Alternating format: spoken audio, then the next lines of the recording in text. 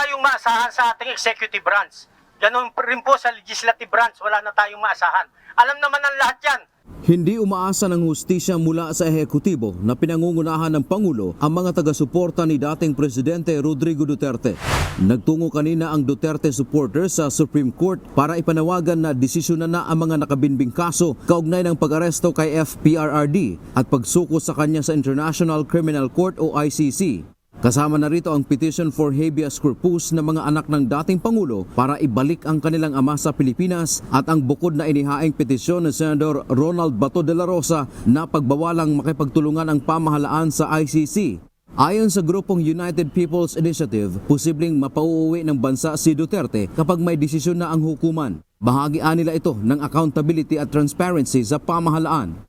We are sure kasi when they resolve these cases, maaaring maipabalik natin si dating Presidente Rodrigo Duterte dahil maliwanag naman po talagang merong kidnapping, maliwanag naman po talagang hindi dumaan sa ating legal system. Malinaw naman anilang dinukot ang dating Pangulo at ang masama pa ay pinabayaan na lang sa ibang bansa. Walang due process dahil agad itong inilipad papuntang The Hague na hindi idinaan sa mga lokal na hukuman. Ang ibang taga-suporta ni FPRRD naniniwalang ang pagsuko sa dating Pangulo at pagdala sa ibang bansa ay malaking inhustisya.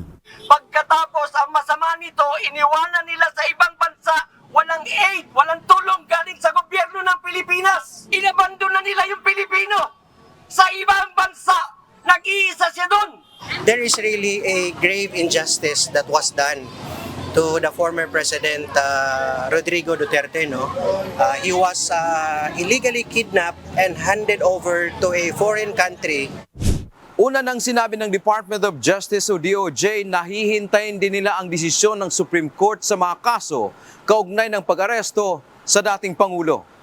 Ito anya ang kanilang batayan sa magiging hakbang ng pamahalaan tulad ng ano ang nararapat gawin kapag may warrant of arrest na ang mga co-perpetrators ng dating punong ehekutibo. In this case, the highest court in the land has yet to issue its ruling on this matter. So we deem it prudent to wait for that. Dante Amento, UNTV, News and Rescue.